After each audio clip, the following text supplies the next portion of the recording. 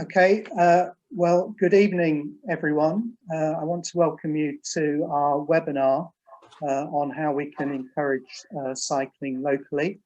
I'm Councillor Julian Saunders, and I will be chairing the session this evening. We've got three speakers: Adrian Wills, Head of Communications for Cycling UK, Luke Anderson, Regional Cycling Delivery Manager for British Cycling, and Kaz Nicklin, owner and founder of Chic, which is a cycling clothing business. I'm delighted to say that despite being from national organisations, they're all based locally and are used to using Faversham streets. The format for the evening will be that each speaker is going to speak for about 10 minutes, and then we will open up for questions from the audience. We've scheduled for an hour, but the speakers have said they're happy to overrun, so we may go for a little bit longer. We'll be asking the audience to submit questions using the Q&A, which you should see at the bottom of your screen. So when you're ready, if you want to start putting in questions, that would be good. We have had a number of questions put in advance. So I've got the feeling we may find that we haven't got time to pick up all questions, but I suspect they'll cover particular themes, and hopefully the speakers can address most of your queries and concerns. So, on behalf of the Town Council, by way of introduction, I just want to say three things. Firstly, that for us, this is very much the start of a process of working with partners to encourage more cycling. So we do expect to run further activities and events like this in the coming months under the Cycle Fest banner. Secondly, you'll all be aware, I think, that KCC have introduced a 20-mile-an-hour speed limit on an experimental basis within the town. It's funded through emergency active travel funding, which is specifically identified as being there to encourage cycling. And I think from our point of view, this kind of event is as much part of the scheme as the putting up of signage and the introduction of traffic calming measures. And finally, I think by way of introduction, just like to emphasise to you that we're, as a town council, very keen to develop the 20-mile-an-hour scheme and to try and attract further funds for further interventions to support cycling and walking. But we do need your support to do that. And at the end of the session, I'll say a bit more about how you can do that. So that's by way of introduction. I'm going to pass over to Adrian now from Cycling UK. So over to you, Adrian. Thanks very much, Julian. I'm going to attempt to share a screen now. So hopefully you can see my screen. So first of all, thank you very much indeed for the invitation this evening. It's a great privilege to speak about something that I feel really, really passionate about.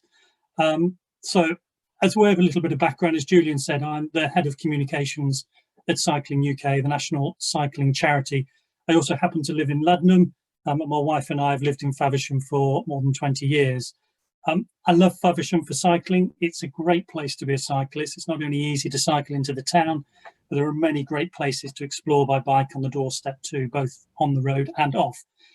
That's why it's really exciting to see the Town Council really switching on to what it can do to promote more cycling. And it's been amazing to see the new 20-mile-an-hour zones coming in too. It's a great start, but I think there's more that we can do. So I don't know how many of you have heard of Cycling UK. Adrian? Hello. Yeah, we can't see your screen. Oh, right. Okay. Right. Let me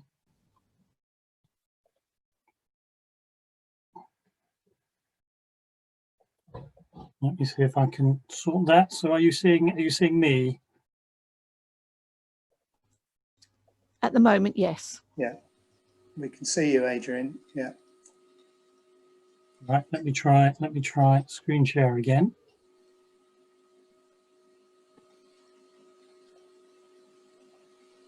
Let's lay plans and all that. Yeah, just to say to the audience, this was all working perfectly when we had a practice beforehand. Yeah, it's all me, not the others. Right, let me just try this again. Sorry about this, folks. I'm not used to Zoom. That's my problem. I use a different bit of kit normally.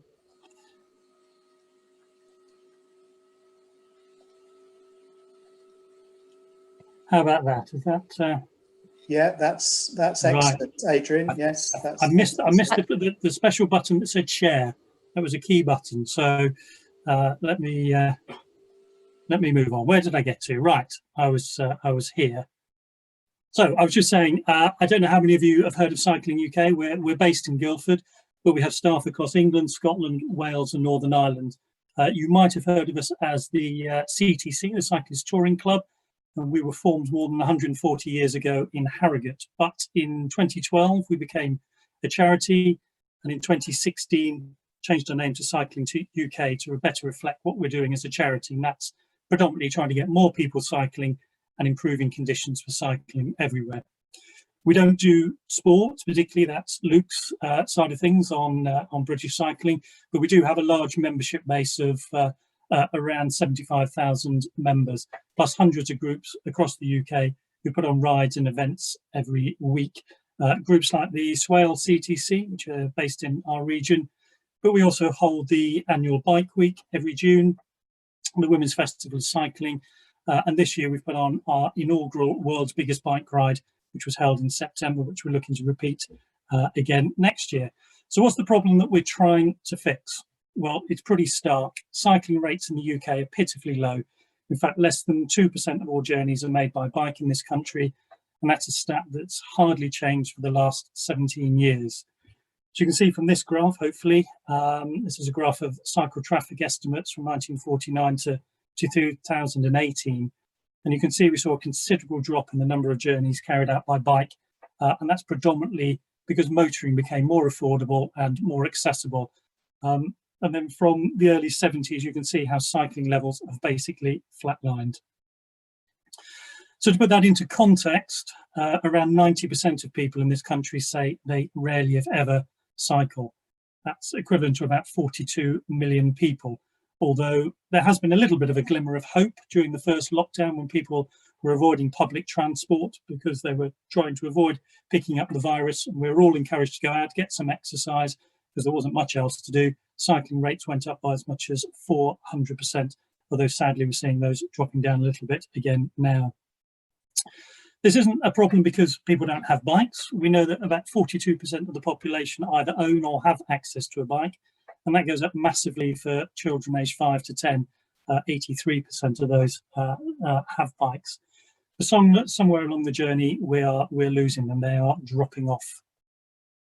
We also have a gender gap problem. In the UK, men are 2.5 times more likely to make cycle journeys as women. And this is a very specific UK issue. Because if we compare ourselves to Denmark, 53% of all cycle trips are made by women. And in Germany, it's about 49%. So there's a particular issue with the gender gap we need to address, and I'll come on and talk a little bit about why that might be shortly, and I think that's something that Kaz is going to cover in a bit more depth too. So the next question is, why does this matter? Why do we want more people to cycle?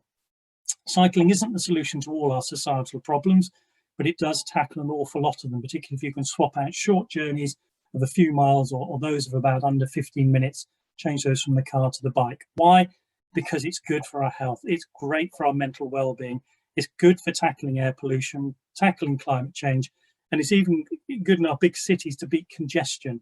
And the fact is our big cities just can't cope with the number of cars. And we've seen that particularly during the ending of the pandemic when people have gone back to their cars rather than going onto trains and buses, as I say, to try and avoid picking up the virus.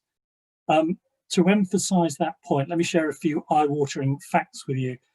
Every year, the country spends about £6.9 billion on obesity-related ill health. There are around 36,000 deaths linked to air pollution. 33% of all CO2 emissions come from motor traffic. and 6.9 billion is also the cost of congestion to drivers every year. So lots of people have done survey work trying to get to the bottom of why more people don't cycle, because I think a lot of people do get the fact that we probably should be cycling more as a nation. And it usually boils down to two things. One, really importantly, safety, but also confidence and skills. Let's start with safety, and why so many people, when you ask them, cite this as one of their main reasons they won't cycle, or even let their kids cycle to school, for example. As a nation, we're terrified of cycling in traffic, and why wouldn't you be? There are more than 40 million vehicles on our roads, and if you've ever cycled on the roads, and I suspect a lot of people on this webinar this evening will have done so, you'll know that not every driver understands how to safely pass a cyclist, and a very small minority can be quite openly hostile to people on bikes too. Plus, a day hardly goes past when there isn't a news story about a cyclist being killed or seriously injured on our roads. But is that fear justified? Actually, no, but it becomes really irrelevant, because if you want people's behaviour to change, it's their perception of safety that matters. Statistically speaking, cycling is pretty safe, and what's more important, the risks far outweigh the dangers of a sedentary lifestyle. On average, one cyclist is killed and 44 cyclists killed or seriously injured on Britain's roads for every 33 million miles travelled by cycle. That's equivalent to riding well over 1,000 times around the world. But as I said, that's kind of irrelevant if people still believe it's dangerous or have had a bad experience. So what can we do? So the number one thing that will get more people on their bikes is infrastructure. And by that, I mean cycle lanes separated from traffic so people feel safe and secure, separated, not just lines painted on a road. And regardless of your politics, it's been really encouraging to see this government actually setting aside some money for councils to start implementing these kind of projects. They announced last week the next raft of cash, another £175 million for councils to put more schemes in to promote cycling and walking from the active travel funding pot. And that's the same pot, as Julian mentioned, that went towards the 20-mile-an-hour zones in Faversham, of course. And I appreciate it's not always practical to retrofit cycle lanes to roads, especially in small towns like Faversham, but that's where schemes like 20 mile an hour can really help. It's not separated, but it's slowing the traffic down. You build up then that sense of safety and you encourage more people to cycle. And I've certainly noticed the difference despite all the naysayers on Facebook. But we should also be looking at off-road routes away from traffic and roads, which is why it's been really exciting to hear about the solar cycleway scheme. And I think the guys are on the webinar tonight, so hello to you. Hopefully you're aware of this scheme by now, the campaign to connect Faversham and Sea Salter via an off-road route alongside the site of the controversial solar power scheme in Graveney. Really exciting, because you can imagine what that would do if we could make that a reality for the tourism, both in Whitstable and Faversham, I think. But there are other things that we can do to work in tandem, and that in fact we need to do to work in tandem with better infrastructure. As well as cycle lanes, you need to give people the skills and the confidence to ride. That's why we run the Big Bike Revival every year. That's funded by the Department of Transport here and Transport Scotland north of the border. The idea behind the project is initially to fix up people's bikes. We often find people's bikes are just sitting in a shed with nothing much wrong with them other than a rusty chain or a puncture or brakes not working. It's fairly easy to get them back on the road. But then you need to provide them with the cycle skills, whether that's how to ride in traffic, bike handling skills, or bike maintenance. And I know Luke's going to talk a bit about some of the projects British Cycling also run along those lines. Plus, we're also setting up community cycle clubs around the country, because we found that one of the biggest drivers to get people on their bikes is the encouragement of friends and family. So riding in a group of people of a similar standard also can really boost confidence. So what does that all mean for Faversham, and what else can we do? It's great to see the bike storage popping up across town. That's really important. It sends a message out that cycling is welcomed in the town. It'd be great if we could add some tools and pumps in as well to help out. We're seeing those sorts of things around London and other places now. As I said, the 20 mile an hour zones have made a big difference to slowing down traffic and that perception that it's safer to ride in town. Next steps would be cycle lanes. I think employers have a big role to play, actually. You might not listen to what the town council tells you, but you are quite likely to listen to what your boss says. And if he can encourage you, or she, to encourage you to cycle to work by providing storage, showers, tools, cycling ambassadors, and such like, you're more likely to do it. I mentioned at the top that cycling is a great place to explore by bike. And a really simple thing to do would be to provide some routes on and off-road, maybe with a theme. Perhaps we could have the Apple Orchard Tour or the Historic Churches Tour. Dare I suggested a pub tour, starting and ending at the Shepherd Neame Brewery. We have a really handily placed train station in Faversham. It'd be a great way to boost tourism after the pandemic and start building the town as having a reputation as a cycling town. And maybe the next step's even putting up some more cycling signs. Behaviour change, as I said, is really important too. And with the Cycle Fest, I'm hoping that we'll see some bike repair or maintenance sessions, hopefully some training and some led rides to showcase what Faversham has to offer. I think one of the really important things as well is for us all to get on our bikes and lead by example. If people seeing other people do it, they're more likely to follow suit. One other point that's not on this slide, it occurred to me earlier on as well, which is a bigger issue about planning. I think we do need to ensure all of our developments have cycling access.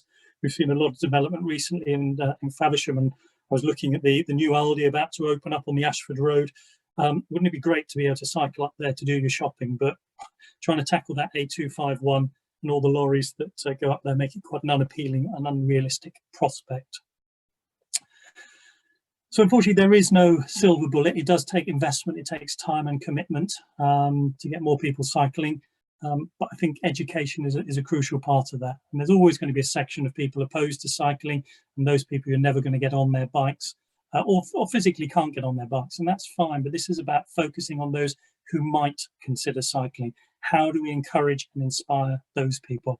I think the council's absolutely on the right track. And I believe Faversham really could be a great cycling town that could lead the way in Kent. And then hopefully we'll have lots more pictures like this one that could become commonplace in our time too. So that's me. Thank you very much for listening. If I can work out how to stop sharing my screen now.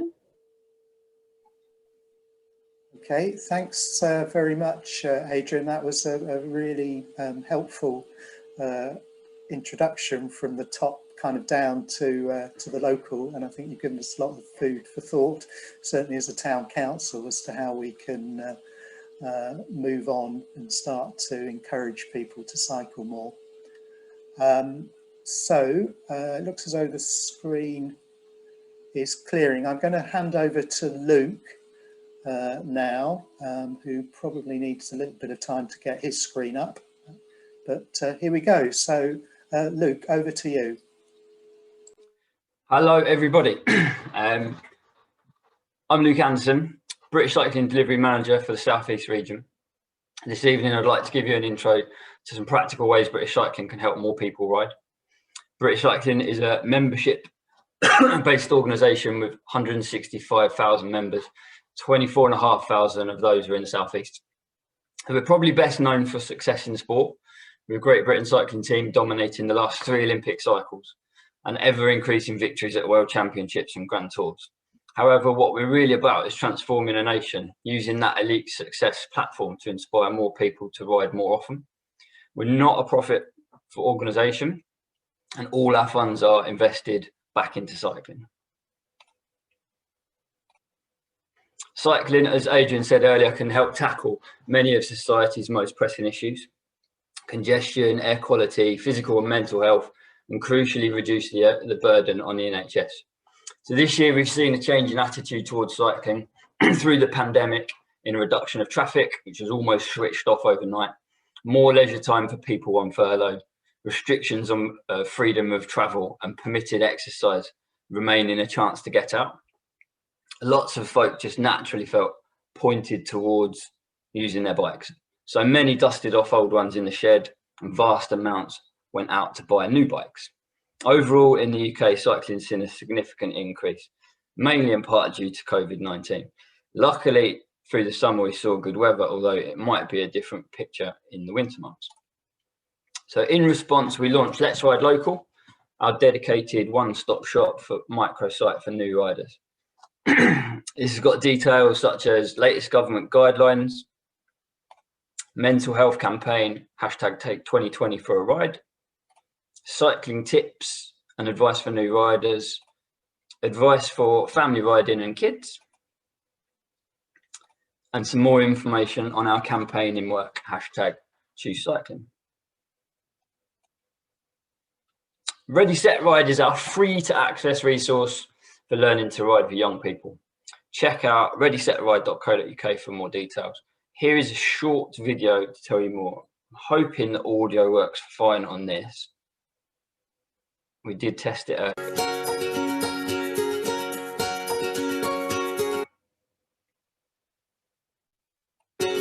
Welcome to HSBC UK Ready Set Ride, the programme of activities and games aimed at getting children riding balance and pedal bikes with confidence. Every child deserves the opportunity to learn to ride a bike. This programme aims to empower you to help children learn to ride a bike and use it to explore their world. There is no time limit on learning to ride. Some children take to it like a duck to water, while for others it's a much longer process. And sometimes it's the adults that need a guiding hand. HSBC UK Ready Set Ride breaks down learning to ride a bike into easy to follow steps, supported by fun games and activities both on and off a bike. We want to give you the confidence to give it a go. The whole family can help children prepare to ride, learn to pedal, and keep cycling for life.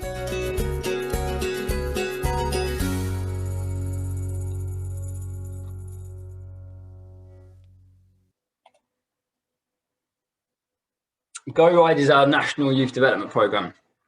95% of the current Great Britain cycling team actually started out in Go Ride clubs. Our network of 300 Go Ride clubs nationally use qualified coaches and traffic-free facilities to run safe and fun cycling activities for under 16s, with support from trained club welfare officers and BC staff. The closest club to Faversham is Wigmore Cycling Club Go Ride, which is actually the club I started, and that's based at the Howard School in Rainham. The club organise term-time weekly sessions alternating between skills and local rides out to the woods and other cycling facilities. For more info on clubs, please contact our club and coaching officer, Tim Sales. His details will be at the end of the presentation. For adults in Swale, we have 3 British cycling affiliated clubs: Sheppey Velo, Quick Release CC and the Freewheel.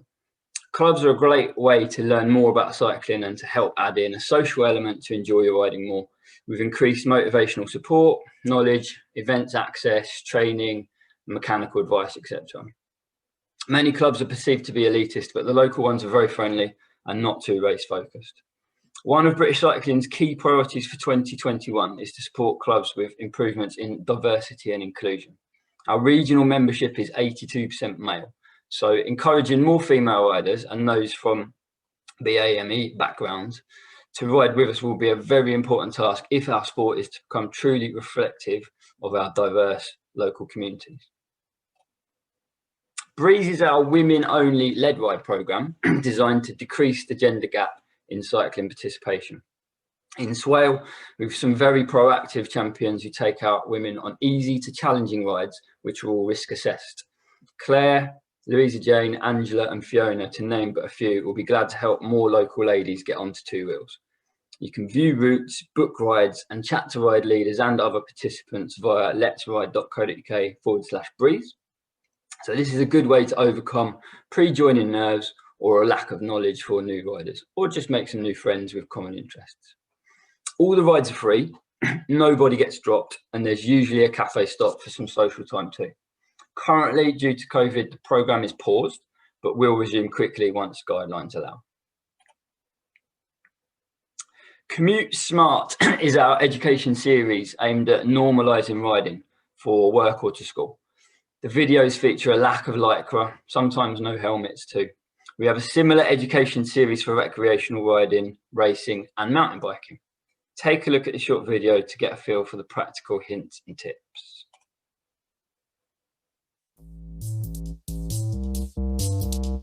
Whenever you cycle on the road, it's essential for your own safety that you commute smart by obeying the highway code and ride in a responsible and respectful manner. Remember, You're representing cycling, and the way you ride could well influence the attitude of other road users to fellow cyclists. Don't ride in the gutter. You're more likely to encounter hazards such as broken glass or drain covers, and it'll encourage motorists to try and squeeze past you. Your default riding position is about a third of the way into your lane, or approximately in line with the near side of a car. If you're intending to turn right, or for whatever reason need to prevent cars from overtaking, you should move into the middle of the lane to take control of it. Always look before changing position in the road. Clearly signal your intention to do so, and then move in a confident and positive manner. Hold your position in the road and avoid sudden, unpredictable and unnecessary weaving or changes in direction. Road markings apply equally to you as a cyclist as they would if you were in your car. Never cross solid white lines in the middle of the road, and always obey stop lines at junctions. By thinking ahead and looking ahead, you'll be able to anticipate hazards, avoid sudden movements, and position yourself early and predictably.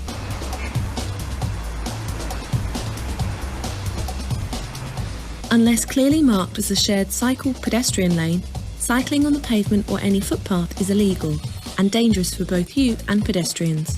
Unless signalling, always keep 2 hands on your bars and maintain a relaxed but firm grip. Keep your hands in a position where you can easily and quickly operate your brake levers in a safe manner.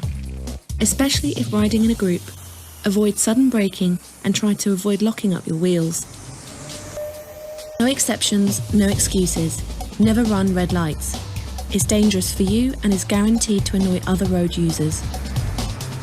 Like all areas of the highway code, cyclists are required by law to obey all traffic signals. Commute smart and stop at all red lights and remain behind the solid white stop line. There are sometimes marked boxes for cyclists, but if not, don't be tempted to creep forward. Even if the way ahead, such as when turning left, appears to be clear, wait for the lights to turn green before moving off.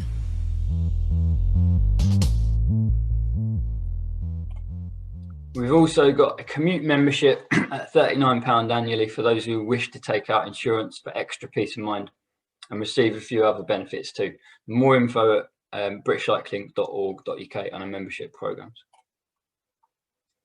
So we're often thought of as a national organisation only. However, for local issues, we can support from our national policy team at HQ and regional staff on the ground can add in local knowledge.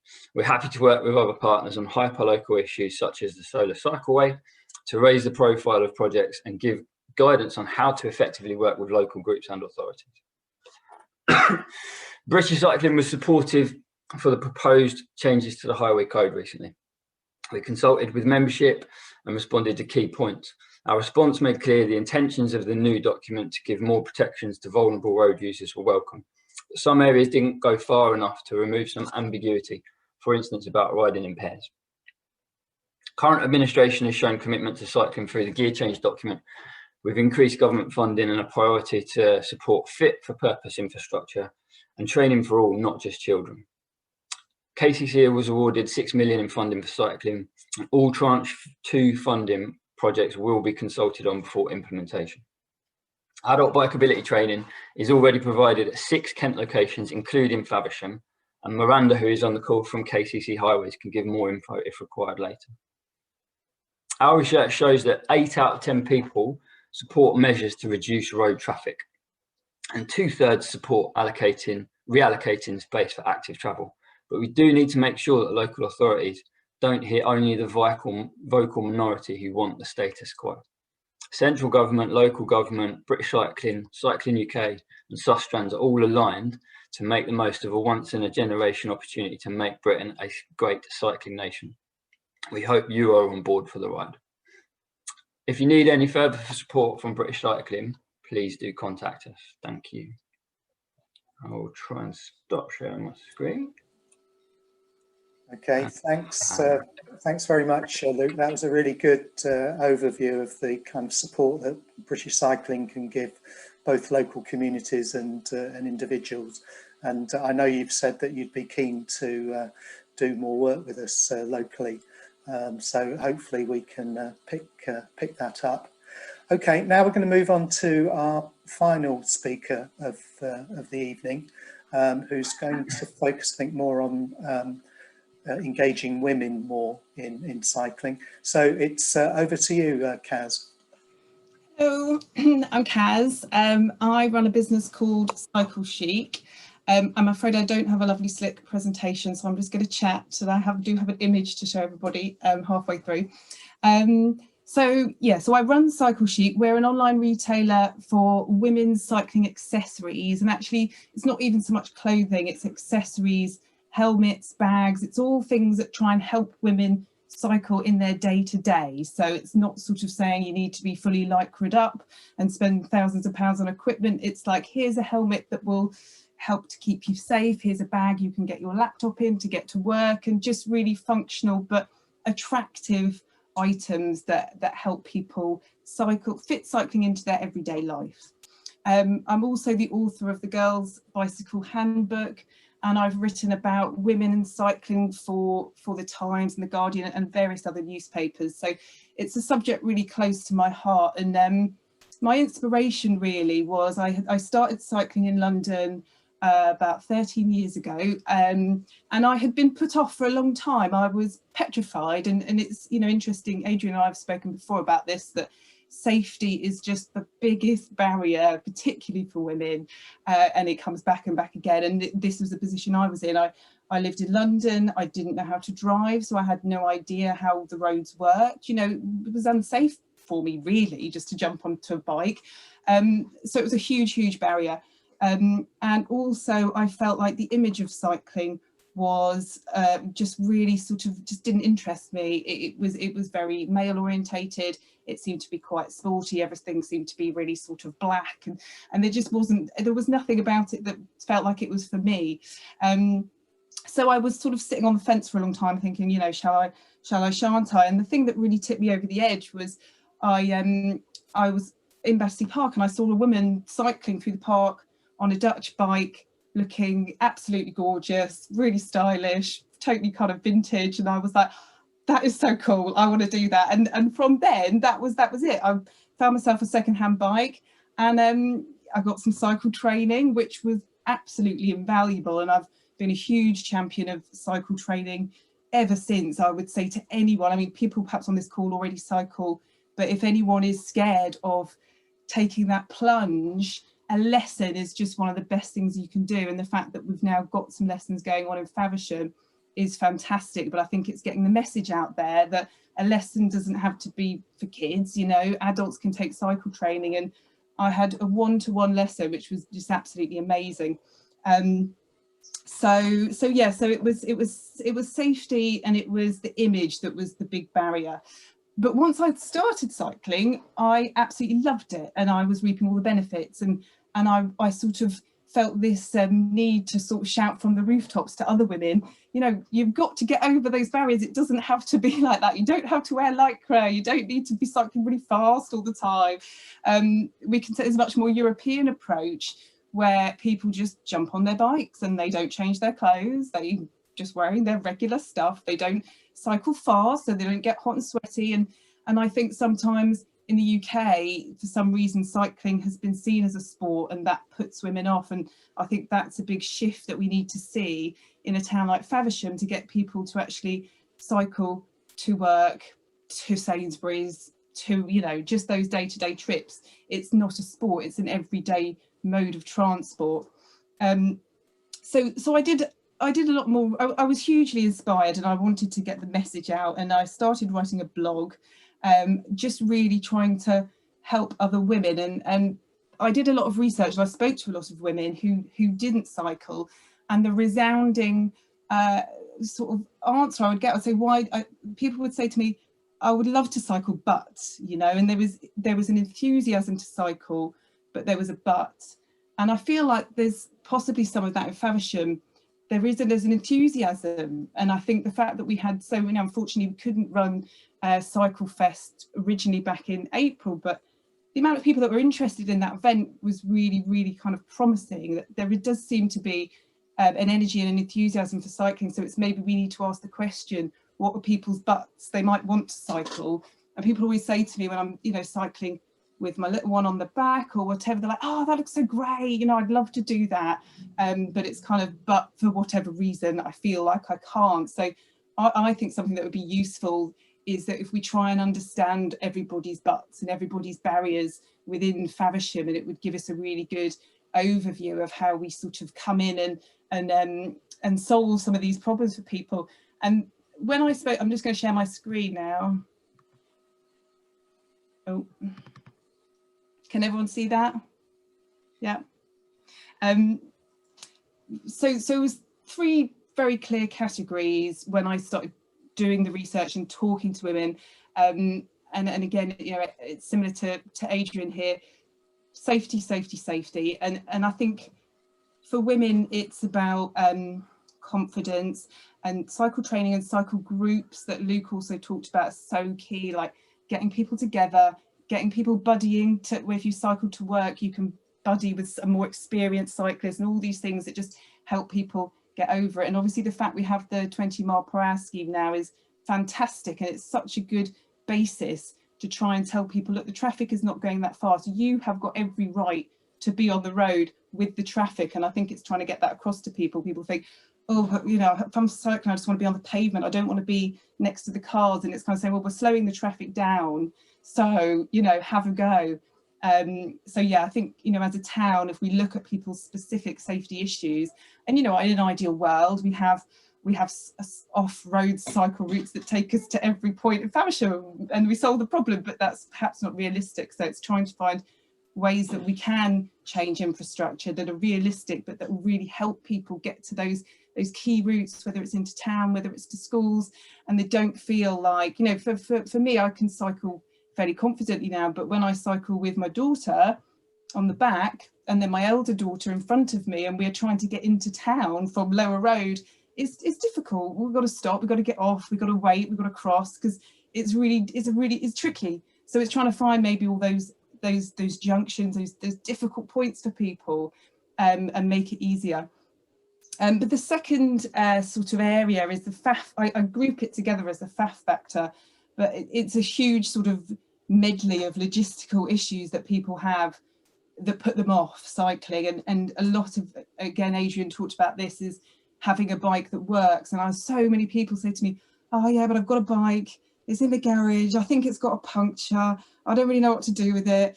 And you know, hopefully later in the year we can run the event where people can bring in their own bikes and get them fixed, and that's a really key thing to just getting people moving, getting over those initial sort of like struggles. But also, you know, it's about sort of educating people. So I think some people sort of worry that they wouldn't be able to cycle to work because they would have to change their clothes completely, or where are they going to park, or where are they going to lock their bike, and can they carry stuff and cycle to, and you know, they might be very used to driving, and it's trying to just sort of like make cycling a bit easier for everybody, so it doesn't feel like it's a huge kind of challenge.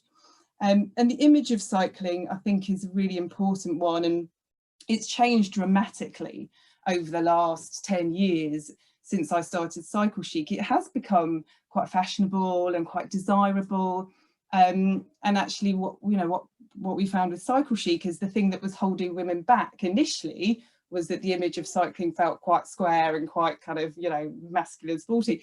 But then that flipped round and celebrities are cycling, and you know, we had a bike helmet featured in Vogue magazine, and it was like it really flipped round. And so that's a huge pull for women, but not just about making cycling fashionable. I mean, that was very specific to London at that time, but it's just making the image appealing and desirable and accessible. And I think there's a lot of potential to do that in Faversham, because we have a really strong community, and we have a really lovely town, and people really care about it. And I think there's a real chance to create a bit of a buzz about getting Faversham cycling. And it's so true that the more people cycle, the more people are encouraged to cycle.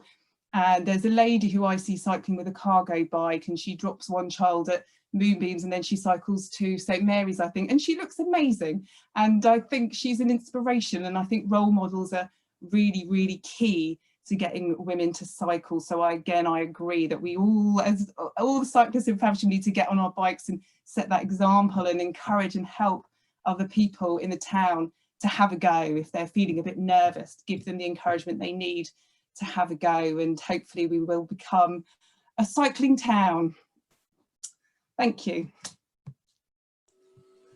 Okay, thank you, Kaz. That was a really interesting presentation. I think you know the whole issue of cultural and social change and encouraging people to get over some of the barriers. It's just really fundamental.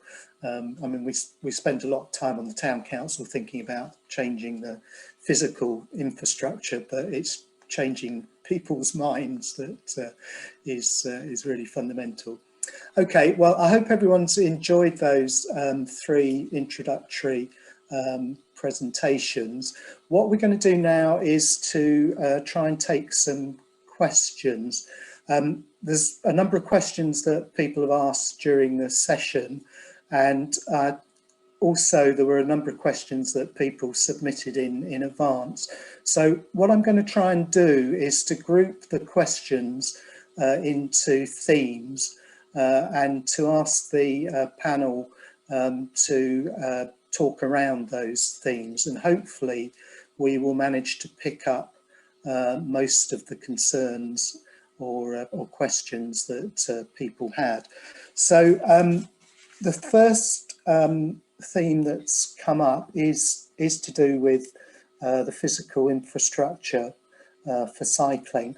A couple of people have asked about why don't we have almost automatically new cycle lanes when we have new estates, and I mean, I'm happy as a councillor to touch on this in a bit, but I wondered whether people on the panel might be able to talk about places where which do have a good infrastructure for cycling, and whether there are places, we all know, you know, places abroad, but are there places in the UK that we could be looking to perhaps to as an example for how we might improve our cycling infrastructure? Does anyone want to respond to that? I'll start if you like, Julian. So the most obvious one, local to accessible to most of us, is London. If you look at the groundswell and the change that they've done up there over the last decade, it's quite staggering, and it's the simple build it and they will come. The last couple of years, I made an active choice to sort of get a Brompton and actually go and ride around London. I was petrified of travelling in the city on bike as a sport cyclist and an experienced cyclist, just because of traffic up there, you know, way back when. But I had a couple of bad experiences on the tube, and I thought, actually, no, I'm gonna give it a crack. When I have work meetings in London, I'm going to take my bike up on the train, and then I'm going to ride to my destination. And the thing that really struck me was that I didn't feel terrified at all. I felt incredibly safe, and that's mainly because you are physically separated from the majority of the traffic. And there's also that kind of feeling of safety in numbers. There's so many cyclists bombing around the town on the superhighways and the smaller cycle lanes that you kind of feel a little bit, you know, protected in a group. It's amazing sometimes when you're up there, you're going across Southwark Bridge once. I remember feeling like I was in a peloton because there were 20, 30 riders in front of me, looked around and there were probably 50 riders behind me, and it all just works really well. The motorists up there know that you're around, so they give you a little bit more space, and that's the other key difference, I think, between most kind of Kent towns and where you've got successful cycling infrastructure, is that the attitude of motorists quite often in towns is quite hostile towards cyclists, whereas up in London they kind of give you that space, and no one's going anywhere particularly fast, so they don't mind cyclists kind of moving around them. But physical separation, I think, is the key issue. Okay, thank you, Luke. Did Adrian or Kaz want to come in on this? Yeah, I just kind of pick up on that. I think, yeah, I agree with everything Luke says. You know, the point about if you build it and they will come, you know, is absolutely proven in London. Just over probably the last 10 years or so since the superhighway has been in, you can just see the number of people on their bikes is extraordinary, particularly at the rush hour. If you're there particularly Southwark Bridge is a really good example that Luke picked out. If you're there about 7, 8 o'clock in the morning, there are thousands of cyclists, and there's a really good reason for that. Cycle lanes for the same amount of area can move many, many more people much more efficiently. And that's why people are doing it, because the alternative is to get stuck in congestion and travel very slowly. On a bike in London with the right infrastructure, you can move around really, really quickly. Another point I was just going to pick up is often one of the arguments you very often hear against infrastructure is it harms business. And I've heard this in Faversham as well, that if we have cycle lanes around, then it's going to damage the business. And actually, it's quite the opposite. When you're on a bike, you can go past a shop, you can stop if you see something. We were talking to a pub owner in Enfield recently who said, yeah, people now just stop, they see the pub, they can just park their bikes up and they can come in. If you're on a car, you've got to go and find a car park. You've got to then make a real effort to go to that place. So where we've seen cycle infrastructure come into place, actually the cyclists don't spend quite as much in a single trip, but overall they spend more and they're more attracted to places. So yeah, sorry, going a little bit off topic there, but yeah, good, lots and lots of good reasons to get more cycling infrastructure in place. Okay, thank you. Adrian, did you want to say anything, Kaz, on this topic?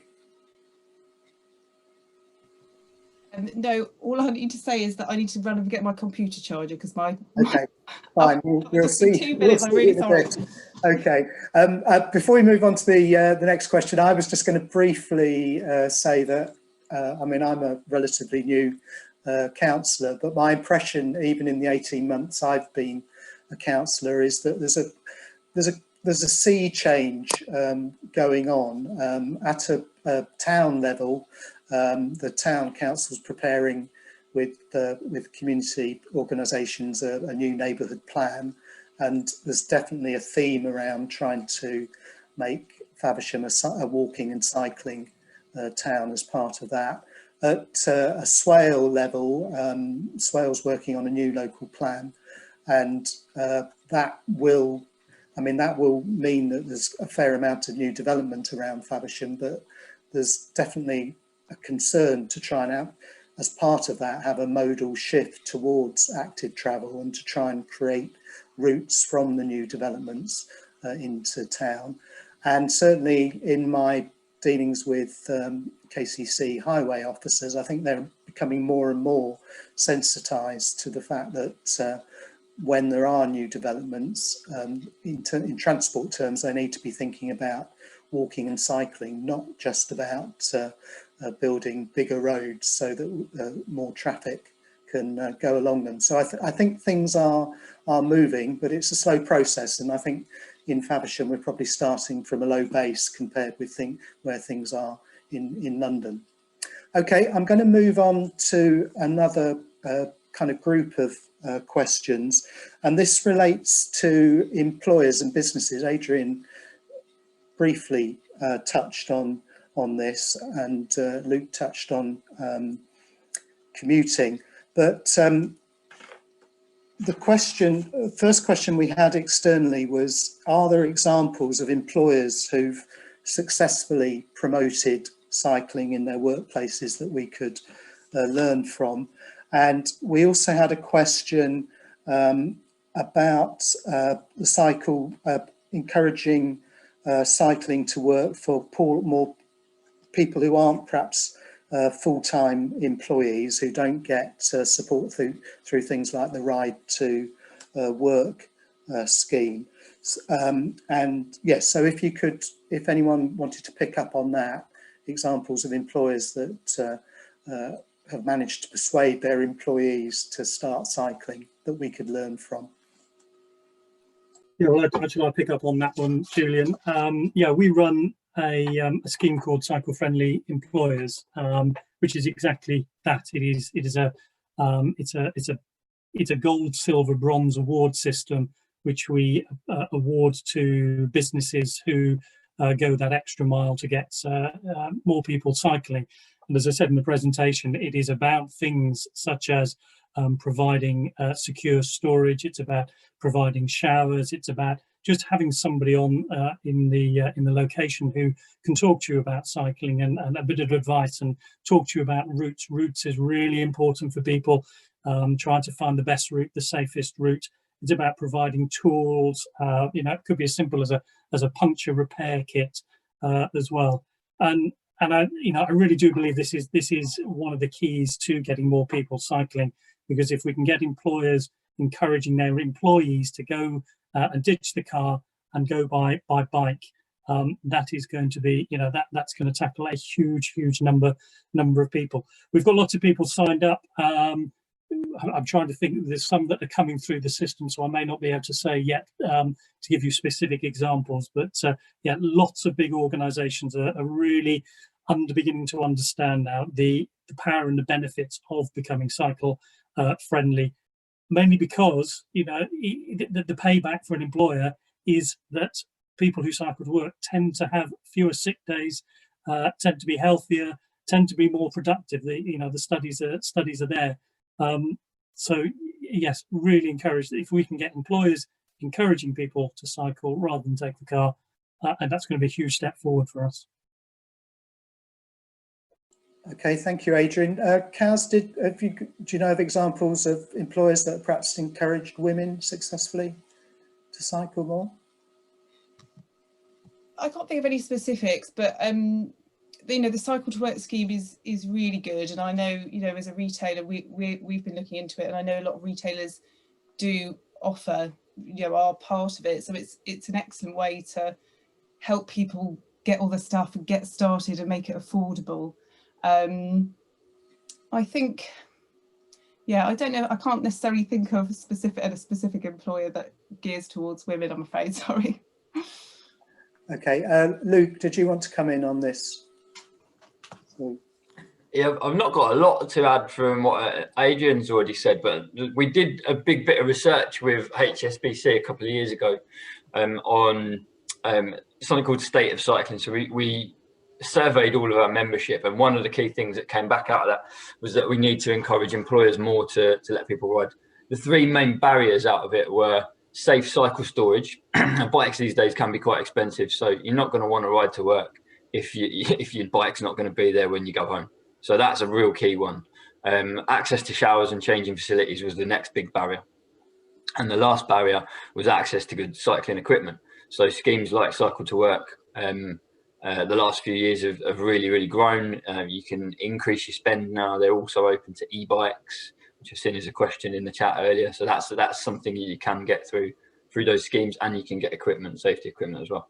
So yeah, HSBC, when they redid their new HQ, made a deliberate effort to not provide much parking. And this was to make sure that it was a facility that was very attractive to ride to work to. Other than that, I've not got any kind of examples of kind of local firms or local examples. Okay, thank you for those answers. I'm going to move on to the theme of e-bikes now. Prior to the session, we had a question in from another councillor, actually, that there is some possibility of, I think, Swale attracting some funding for e-biking. And I wanted to ask you, what do you think the priority in terms of spending money on e-biking would be if a local authority had some money to support it? We also had a question about electric cargo bikes, and perhaps if you had any thoughts about, or any examples of where businesses have used those in order to you know, increase their efficiency, that would be interesting. So yeah, e-bikes, if someone wanted to pick up on that would be good. Kaz, you wanted to come in first. Yeah, I mean, I think about e-bikes, it's such a massive opportunity to get people cycling who are perhaps held back by, you know, fitness issues. Oh, it looks as though Kaz has dropped out of the call. So Luke or Adrian, do you want to pick up on e-bikes Yes. whilst he's coming back I'll pick in? up. I think what Kaz was about to say is, you know, this could really be the next step in the revolution. Excuse the pun, but yeah, e-biking just takes it takes some of the pain out of one, travelling distance, secondly coming up hills. Interesting. I know there was a question about in the chat about what sort of support at local and national level, and interestingly, the Times has reported last week, that the government is looking at some sort of subsidy scheme where you could be looking at getting a third of the price off, and that's something we've been pushing at for some time now. I think if we can get tax relief, that really could be a major barrier that is removed. In terms of your question, Julian, about the priority on spending, I think, yes, e-bikes can be a great solution, but it's got to be going hand in hand with those other points that we were making earlier on. It's got to go hand in hand with the infrastructure, and you've got to have the training as well to go with it. So yes, I think it could be a great solution, but it's got to be done in tandem. And then just picking up on the e-cargo bikes, I don't know if we saw a couple of days ago on the BBC, there was a wonderful project was mentioned in Hebron Bridge in Yorkshire, where a company had set up doing courier services around the town with a cargo bike, and it was a brilliant scheme because people were trapped in their homes, obviously with the coronavirus, and they were just visiting all the market stalls and being able to go out and get to places and get to people that weren't able to visit. A fabulous scheme. And I thought then, what a brilliant thing that would be if we could, recreate that in somewhere like Faversham. It's kind of crying out for it. So if there's anybody dying to pick that up, please do it. Let's do it. Okay. Kaz, welcome back. Sorry, technical issues. I'm on my husband's laptop and I hadn't plugged the charger in properly, so apologies. Okay. Do you want to say a bit more about e-bikes? Yeah, I mean, I don't know if I'm answering the question necessarily about the security of e-bikes, but I think it's just such an interesting area, and what we've noticed as a business is so many more customers buying e-bikes, and it just revolutionising their lives, and there's quite a few in Faversham. There's definitely some regular e-bike users in Faversham, so I think it's something that if there's any subsidies or just ways to try and make e-bikes more affordable and accessible, let people test them out. It's a really good way for getting a sector of people who maybe wouldn't ordinarily cycle to start cycling. So yeah, I mean, hopefully when we are able to do Cycle Fest in a real form at the end of later on in the year, if we can, I think it'd just be great to have e-bikes for people to test out and use and get them out there more for people. Okay, thank you. Did you want to come in on e-bikes, Luke? Yeah, just to briefly add, I think they're an amazing tool. That they're an innovation that's going to help people ride bikes that have got lifelong illnesses or lower levels of fitness. We talk a lot about COVID pandemic at the moment, but the one pandemic people aren't talking about is inactivity. And as Adrian said in his presentation, that's going to cost us a lot more money than putting in schemes like shared e-bike docking schemes, So I believe there's a scheme in the Cinque Ports that has a e-bike dock scheme where it goes from a number of locations around the coast. Where they do go in, they're phenomenally popular. And yeah, I think they're going to just appeal to an audience that wouldn't normally choose cycling, because it makes it that little bit easier to go to your destination without getting too hot and sweaty, or go a little bit further, put shopping on, carry the kids, all that kind of stuff just becomes a lot easier when you've got that e-bike facility. So they're an amazing thing, and hopefully the price will come down on them as the technology improves and make them more accessible to everybody. Any schemes that local authorities can put in to use that technology is going to reap rewards. Okay, thank you very much. Okay, moving on, we've had a couple of queries about cycle parking, particularly, I mean, it links partly to e-bikes, particularly as bikes are often quite valuable. As a town council, I mean, we've invested in pretty standard bike racks at the moment. As we're moving forward, does anyone have any thoughts about what we should be investing in? Should we just carry on putting in standard cycle racks, or should we really be looking at other forms of provision for people who are parking their bikes in the centre of town?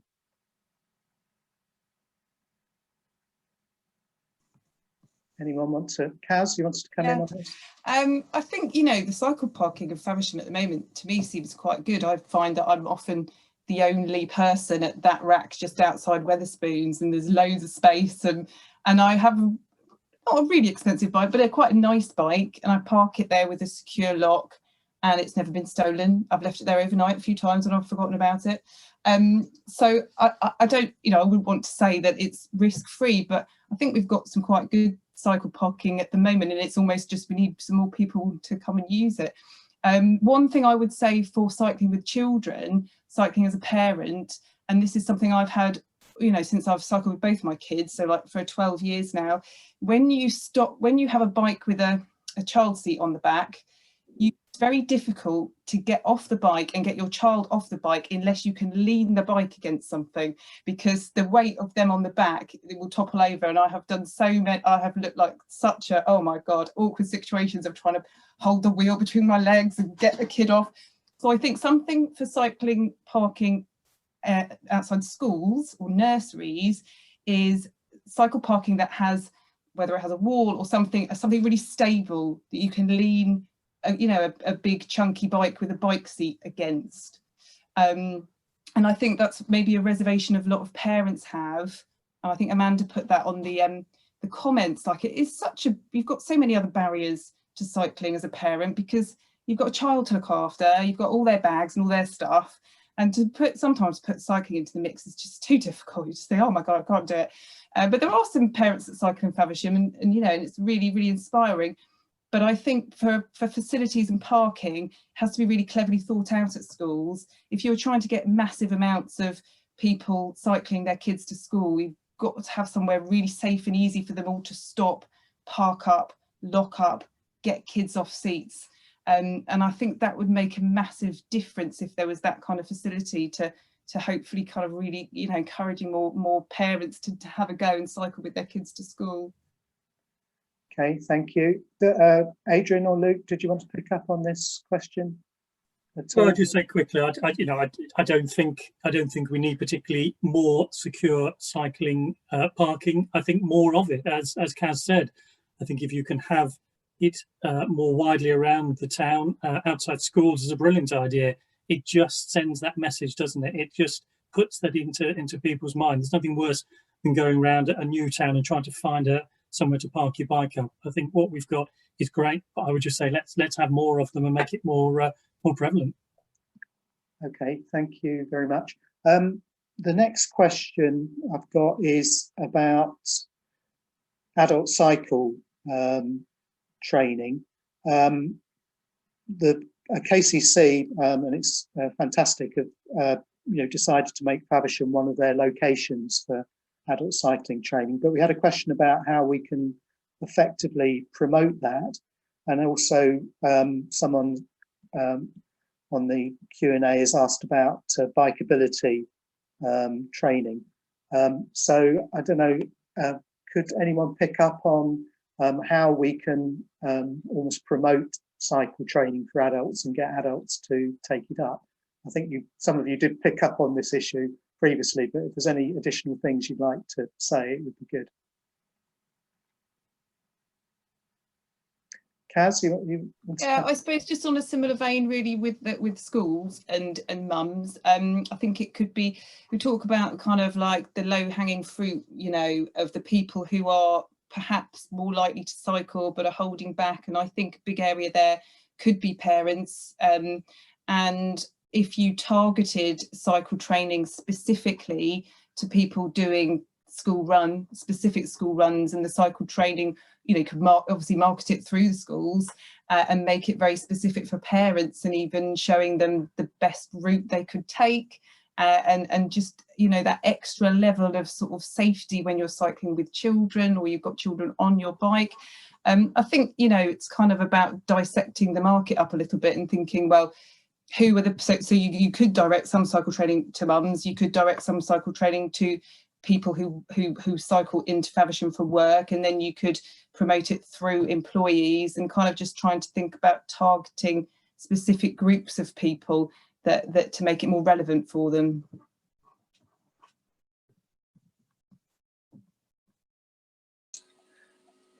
Sorry, I muted myself the first time this evening. So Adrian or Luke, did you want to come in at all? I was going to say that the cycling training that KCC have done the last couple of years, 3 years maybe, up at Cllr Park, which is one of our traffic-free facilities in Kent, has been hugely popular, and I think all of the participants there have kind of gone on to do more utilitarian cycling and more recreational cycling. So we know it does really, really work. There's a massive generation of kind of adults that never rode much as kids and really, really want to try and get into that now. So I think that the bikeability scheme that is on offer around those 6 Kent locations is going to really help to get more people increased in skill level and increased in confidence, so that they can have a go. Coming back to the point around schools and bikeabilities, lots of schools have that already. There's sometimes a bit of a disconnect between the kind of the delivery of the bikeability and then how easy it is for them to actually ride to school. Lots of schools, we saw a big issue last summer where there were kids, you know, pulling wheelies and riding irresponsibly on the streets. Lots of schools' responses to that was to ban cycling. And for me, it was completely the opposite thing to do, because we societally need people riding bikes more. We don't need to increase traffic on school run for cars. So what we really need to do is educate those young people to ride properly. Bikeability is a key part of that. But also we need to make sure that we as a society and community make sure that schools know it's important and something we want to do. So schools have to have that safe bike parking, not just for the young riders, but for parents who want to ride in as well. So one little initiative that's growing in popularity around the country is bike buses, cycle buses. You might have seen walking buses, walking school buses in the past. It's a very, very similar concept, run under a slightly less frequent model normally, but typically once a week or once a month, a local volunteer will organise a cycling bus and take quite a kind of a long route around a catchment area to add on passengers, add on riders, parents and children, so that we can raise the profile of active travel towards schools. And I believe we did a webinar back in the summer on a few of the people around the country that have done this really successfully. So I'll try and find that link and I'll put that into the chat later on as well, because that could be something that I think if you had a little cluster of primary schools would work really, really well to just get more kids riding, more parents riding with them, and increase the school's confidence levels that it is a safe and worthwhile thing to do. Okay, thank you. Did you want to say anything, Adrian? Yeah, just very quickly, just thinking about the promoting of the adult cycle training. I think it all comes down to visibility again. I would love to see on a Saturday morning, take up Market Square, put a big session on. You would get so much interest from people if they could see it happening. Yeah, big commitment to take up that bit of real estate, but that was the way you would promote it. Okay, that's good. That's what we wanted to do as part of the Cycle Fest back in March, and the pandemic stopped us. It's a great shame. Okay, I'm going to. We've got 20 minutes left, so but we've got a whole number of questions. So I'm going to close the questions now. There are 4 or 5 questions which are pretty specific about Faversham, and I'll try and pick, and perhaps what the town council can do. So I will try and pick those up at the end, but I'm going to, for the moment, stick to some more general questions. So the first one is really about maps and directions. We had a question in about someone saying they'd like to see maps and directions on the road for cyclists. But I thought, as well as touching on that, it might be helpful if you could say something about navigation and how we can help, particularly people who are new to cycling and don't know the roads, how we can help them navigate around local streets. Have you got a taker on that? Yeah, I can jump in on that one, Julian. Yeah, I think I said again in my presentation, routes, so important for people and encourage them. I know that's one of our most visited web pages on our website. People trying to find routes. You want to know what the safest routes are. You want to know how to safely get from A to B. So I think there are a few things that could be done. I think we need to. There are so many wonderful places to visit by bike in Faversham and around Faversham. And I think we could very easily get some routes together. Really easy to put together GPX, sat-nav files that you can download either onto your phone or onto something like a Garmin or a Wahoo that you can stick on your bike, and that it takes you around. So you'd need to combine those two things. And I think signposting. I'd love to see more signposting around the town, particularly if we could come up with some short routes, something from the shorter route from 1 or 2 miles, just to see some of the key sites in Faversham, to some slightly longer ones as well. And we could that I think could be a fairly cost-effective, easy thing to do. Okay, thank you. Any Luke or Kaz, you wanted to? It's a big issue for people, and even if you're an experienced cyclist, sometimes you think in your head, oh, how do I get from there to there? What's going to be the best way to do it?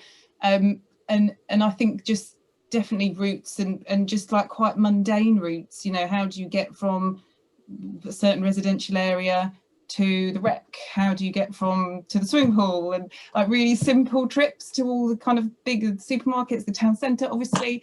Like just some really lovely visual map somewhere central in Faversham where you could see, from kind of, let's say there's sort of 4 big residential areas or corners, and like just the easiest routes into some of those really key places in Faversham that we're really proud of, or just the useful places, the train station, and just to try and simplify it. And this perhaps goes to another level of infrastructure, but then if you could have some kind of routing on the actual road or down the alleyway, so people can follow the blue route or the green route, and just like map out the town and make it super useful. And actually that could be something really visual and beautiful and kind of unique if we could do something like safely like that could pave out the way to certain places to really try and encourage more people to cycle there.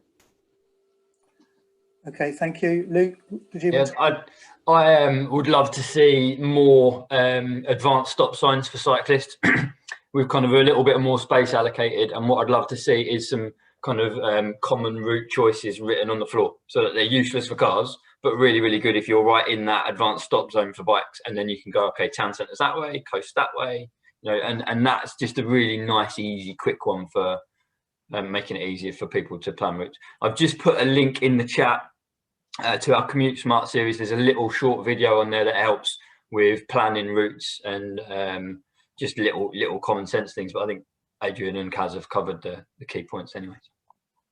Okay. The next question is about safety at night, particularly for young people cycling in the dark. It's a particular issue in Faversham where the street lighting, particularly later in the evening, isn't necessarily that good, and then people live in the countryside. Do you have any thoughts about particularly good stuff that young people should have when they're cycling at night, or indeed adults? Kaz? Yeah. I mean, obviously really good bike lights, which is a legal requirement. But loads of high vis. We sell some high vis, but we don't do specific stuff for kids. But you can get really fun accessories to try and make people as visible as possible on the road.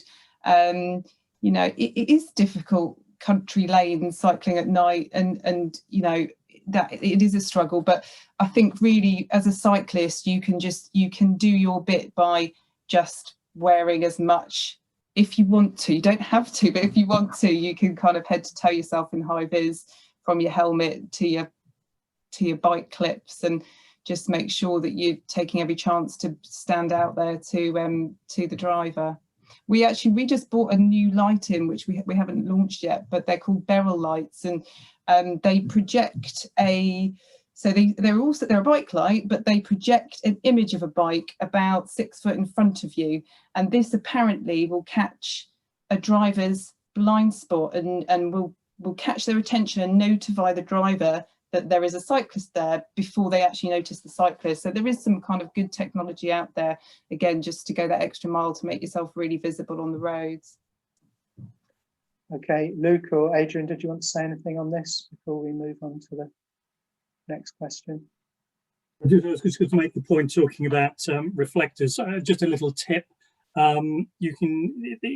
Studies have shown that what you need to attract attention of drivers, as well as obviously lights, as Kaz says, that's a legal requirement, but it's actually the up and down movement, the movement. So if you can put, and you can buy them, they're really cheap little reflectors that go around your ankle, and it's proven that just that up and down movement is really, really effective at catching the eye, better than actually than a full high vis. It's the movement that's important. So that's my tip for this evening. Fine, okay. I'm going to move on to a question about cyclists perhaps not behaving as well as they should do. We've been asked a question about cyclists ignoring pedestrianisation and cycling in areas where there are lots of pedestrians and where cycling is prohibited.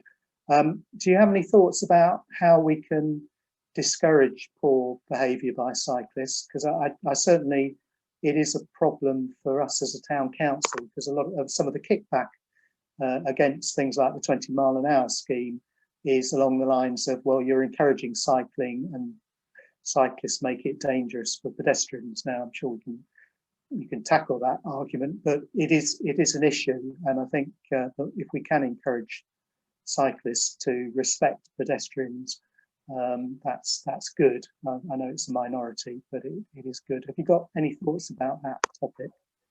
Anyone? I'll start on that one if you like. Quite often we find this a response to not having appropriate places to ride. So where there is good infrastructure or shared use paths and segregated cycle paths, you don't tend to get as much of that conflict. So to give you another example of a kind of hot topic, in Tunbridge and Moorlin recently, there was a lot of problems with teenagers riding antisocially in the streets. So it's not pedestrianised areas, it was actually in live traffic, kind of pulling wheelies and mucking around.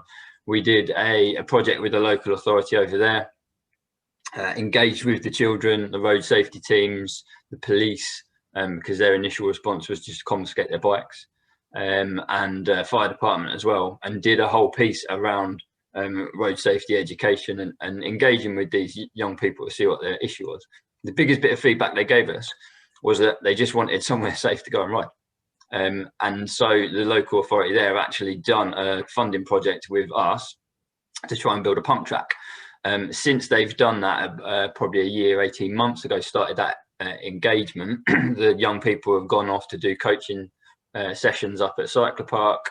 They've engaged with a club to go out and do rides in their local areas, local woodlands, and it's really opened their eyes to what an amazing place it is to kind of live in Kent and be able to ride your bikes around. So that's one kind of positive example of how you can kind of turn around some of that. I'd also probably respond that not everybody behaves. A lot of motorists don't behave, a lot of cyclists don't behave. The vast majority do kind of follow the rules, but not everyone is gonna stick to those things. But the key difference is when a cyclist kind of breaks the rules, a person on a bike doesn't do what they're supposed to do. The propensity to cause harm is far, far less than if someone does the same thing in a car. In a car, when you don't follow the rules or you're inattentive because you're looking at a mobile phone, you can quite easily kill someone or seriously injure someone. That just doesn't really happen with cyclists hitting pedestrians. In statistically, there's about one case every 3 years where a cyclist will cause a fatality, compared to about 5 people dying every day with road versus car versus pedestrians. So there's a really good piece, if you want to have a look at that in a bit more detail, with a journalist called Peter Walker, and he's got a YouTube channel. I think it's something like "Why Cyclists Break the Law and Does It Really Matter?" Something like that. It's a really interesting little kind of 10-minute video that actually might change your mindset towards that kind of behavior. Most of the time when cyclists break the rules, for example, jumping red lights, it's to get themselves away from danger. Okay, thank you, Luke. Adrian or Kaz, did you want to say anything more before we move on to the next question? I don't think I can beat that answer from Luke, actually. I think he, totally nailed it on that. Yes. Right, okay. What he said, education and engagement, I think, are absolutely crucial. It's not, just building on what Luke said. It's, I don't consider myself a cyclist. Sometimes a cyclist, sometimes I'm a pedestrian, sometimes a driver. We're people, and some people break the rules. It's about educating those people not to do it, no matter how they choose to get around. Okay. I'm going to move on to a couple of questions from Brian Jeffries, who's the kind of leader of the campaign for a solar cycleway. His first question was about how we can support people with disabilities to cycle, but then he also asked if you could say a bit more about the solar cycleway and I suppose what national organisations feel about initiatives like that. So a couple of questions there for you, disabilities and the solar cycleway.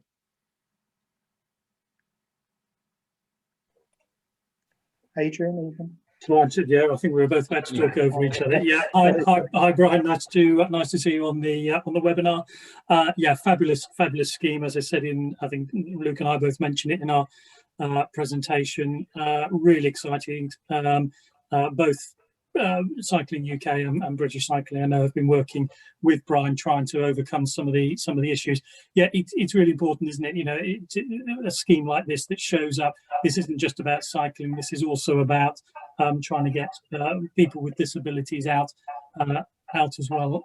And that's the wonderful thing about cycling. With adaptive cycles, you can get people of all sorts of disabilities out and about.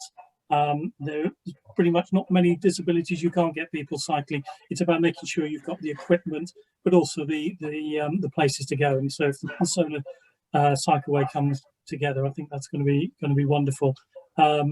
Yeah, let's fingers crossed we can make it happen. I just want to add to Adrian's point. A lot of people get really hung up on cycle paths.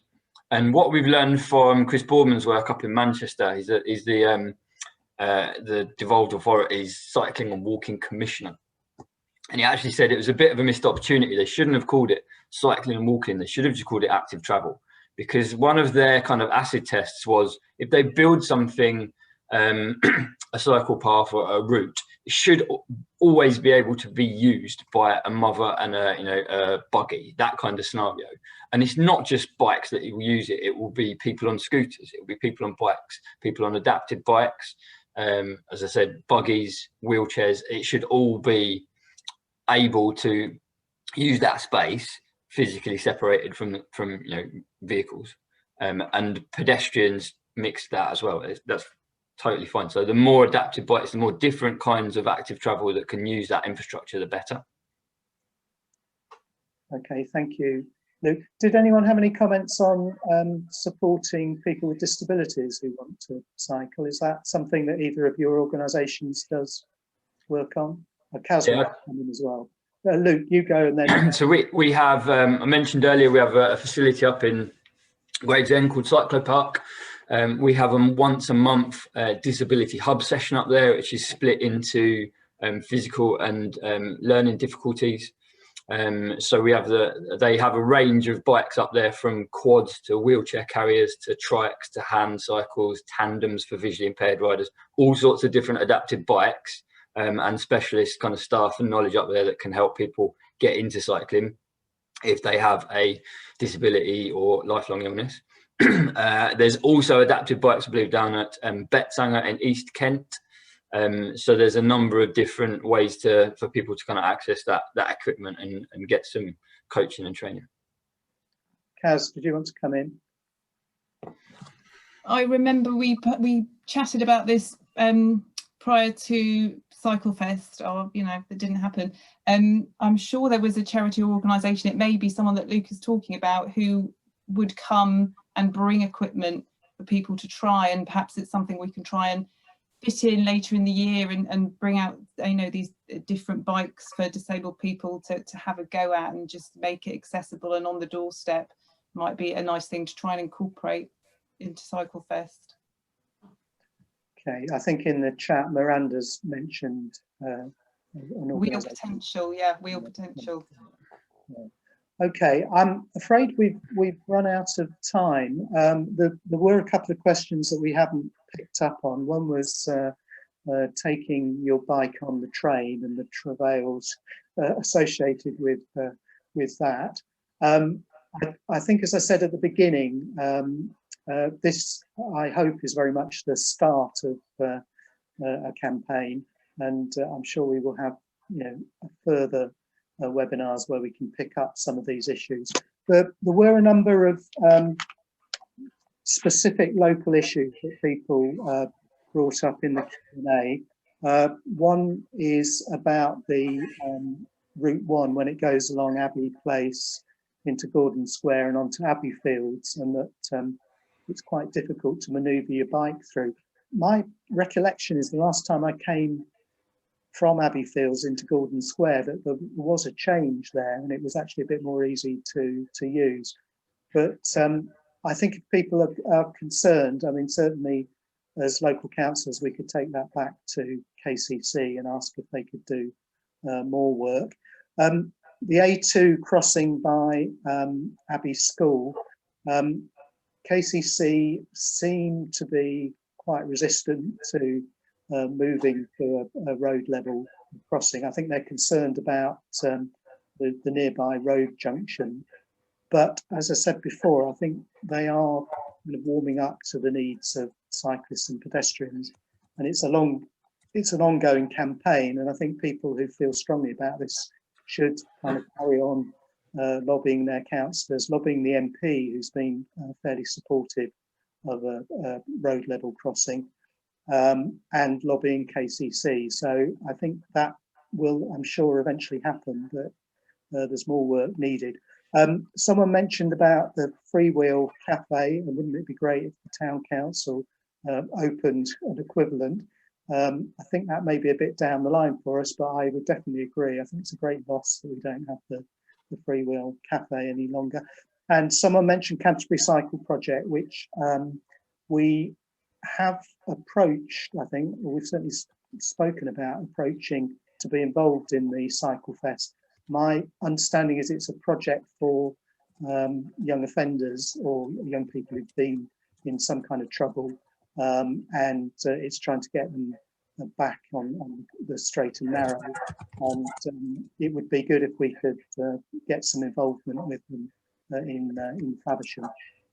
So I think that's probably all we've got time for. So I want to firstly thank the speakers this evening, who I think have given us a great overview of some of the challenges and some of the things we can do.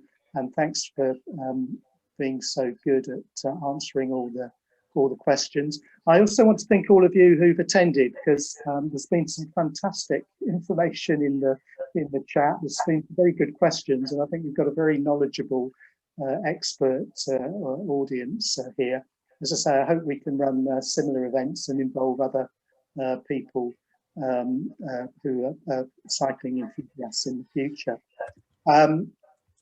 Finally, I just wanted to remind people about the 20-mile-an-hour scheme. It's still an experimental order, and if you haven't responded to the KCC consultation, please go online and do that, because we do need people to respond positively if we're going to be able to carry on with this development of both the scheme and better facilities for cyclists.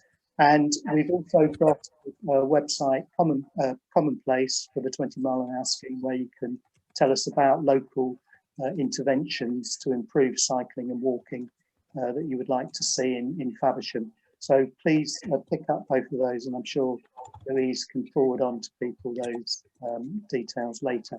So thank you, everyone. Enjoy the rest of your evening, and I hope to see you out on your bikes soon. Thank you very much. Bye.